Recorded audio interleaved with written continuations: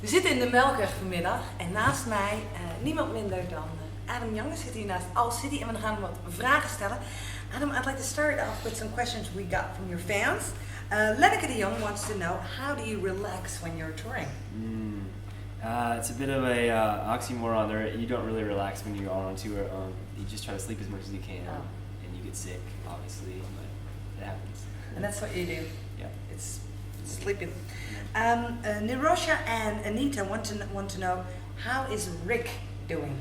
Rick is good. Rick is good. Who is Rick? He's like my alter ego, my secret name. It isn't so secret. Right, no, I find out.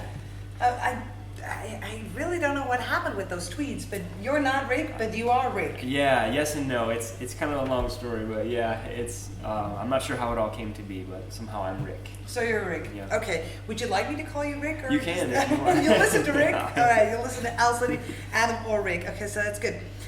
Did you get to celebrate Halloween? Because I saw a duck costume on Twitter. Oh yes. We did. A fan actually bought us costumes. And, how cool! And they showed up in our green room, and we put them on and played the show. Cool. With the costumes on? Yeah. Oh yeah. Oh, that's very Flaming Lips. Yeah. How cool is that? Very nice. And Zegert wants to know, what city have you ever been that really deserves the title, the Owl City? That's a good question. Well, truth be told, my hometown is actually full of owls. It's called Owatonna, and it's a small town. That might be it. The Glass Town, right? Yes, the Glass Town. Yeah. So they do glass owls? They do. That would be good merchandise. Yeah. Oh yeah, for sure. Cool. All right. So that's it. All right. Then about you, I've always wanted to ask you this because you started making your own music independently in your bedroom. You've always named yourself to be a bit of an introvert. Have you ever gotten completely used to living in the spotlights, having fans already waiting outside while it's raining for you in the middle of the day? Yeah. How do you handle that? It's crazy. I never expected it, and I still don't really know how to take it all in. I feel very blessed and very grateful, and I don't think it's something you ever do get used to, really, and I hope I never do get used to it. And how do you handle it? Because it can get a little awkward. Yeah, it teaches you to be on your toes, and be up for anything, and just go with the flow. You can't have certain ways that you do things all the time because inevitably there's no time or whatever. You just have to be open-minded. Right. Yeah. About influences on your music. You come from a Christian background. I've seen some songs like In Christ Alone on YouTube. Does your faith influence your music or the way you look at music?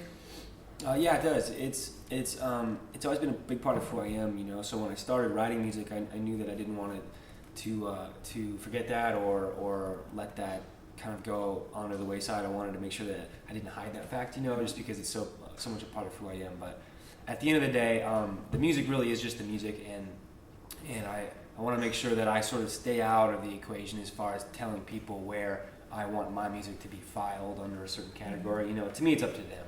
I just make the music, and if they want to categorize it in any way they want, that's up to them. So yeah. Cool. The recording of Midsummer Station differs from your previous albums. You've worked with new and a lot more people. Why did you do so? It sort of felt like the right thing to do.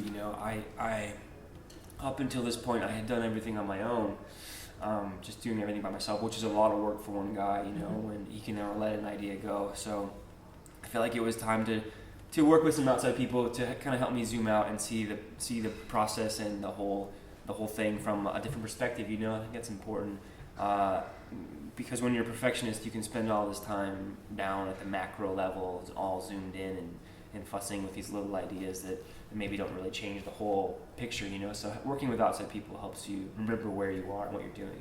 But isn't that a little scary at the same time? I mean, you have to literally come out of that basement and hand your ideas over to other people and talk. Yeah. It's vulnerable. It's vulnerable, yeah, and it was a little scary, at first because I had never done it. I was a little nervous, but it turned out great, and thankfully everybody I worked with were there to say, we want to further what you do and help you do what you do, and we get what you're doing, and we're not trying to change anything about you. We just want to help you, cool. Finish the race. So it was cool. It was really good. There's also a change in your songwriting on Midsummer Station. Is that due to writing with other people, or and what was that like for you? I mean, opening your music to others is one thing, but lyrics to me always seem a little bit more about, well, your lyrics have been about your dreams, your ideas, fantasies, and how do you share stuff like that with others? Yeah, that's a tough thing to do. When you work with somebody else, it's hard to have the final product be so inherently personal and so incredibly unique to you, because you have another person weighing in, you know.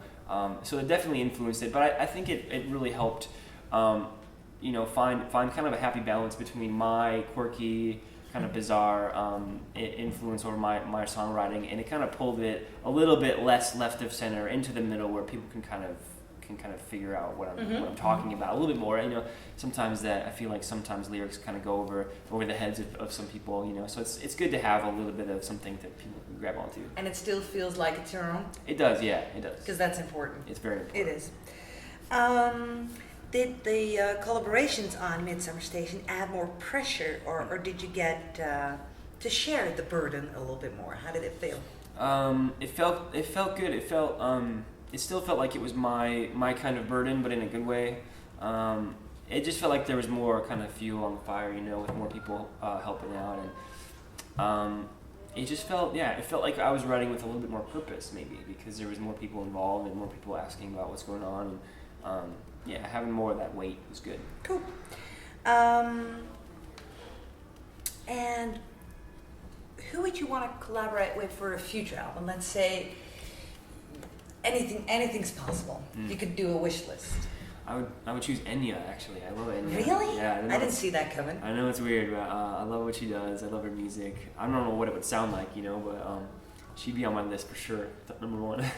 Really? Okay, Yeah. so we've got Enya, and you want her to do like a lead vocal, or you mean like about her music, which is completely spawn out. Like, Yeah. It is about atmosphere. Her music. It is. And yours is too. Her music is very dreamy, and I love that about it. So I don't know. Yeah, I would definitely want her to sing on it and add her flair, you know, Cool. her touch to it. Taylor Swift might be another collaboration, you know. B.O.B. I love what he does. I'm really interested in kind of the urban side of production and tracks, Right. And music and stuff. I don't know. Yeah, it's kind of across the board. That's good. That's good. That's good. And lyric-wise, is there somebody that you would want to co-write with? Chris Carrabba from Dashboard Confessional has been one of my heroes for a long time. Great lyricist, just a great artist with a career of his own. You know, I really look up to him, so he'd be on my list too. Cool. All right, so we've got the list. We'll make some phone calls for you. Thank you. Okay. Well, that's it for now. I have one more final question. Is there a question that you might have regarding the Netherlands, Amsterdam, the Dutchies? Because this is your chance. Yeah, well, I guess not really a question. It's merely I've been such a big fan of like Dutch trance music forever. So like Armin van Buuren is like my favorite artist in the world. That's just like it's more of a statement, but yeah. So it's great to be here. I love knowing that like trance is like, or like maybe dance music is like your biggest export, maybe, right? As far as music, pretty close. Dance Yeah, music, yeah, maybe, right? definitely. Which is awesome. I love that. And he just got like 2 weeks ago. He got reelected to being the best DJ in the world once again, like for the third or fourth time. No He's big brilliant. And you know awesome. what the cool thing about Armin is? He's just such a. I mean, he flies from great place to great place, and he's just so down to earth. Yeah. He's like a really cool dude. Yeah, that's great. Yeah. That's cool. Cool. Another collaboration for the next album. Yes. How about that? We'll add that to the list. Please. Thank you very much, Yeah, and thank you. enjoy your show. Thank you. And thanks for your time. Owl City.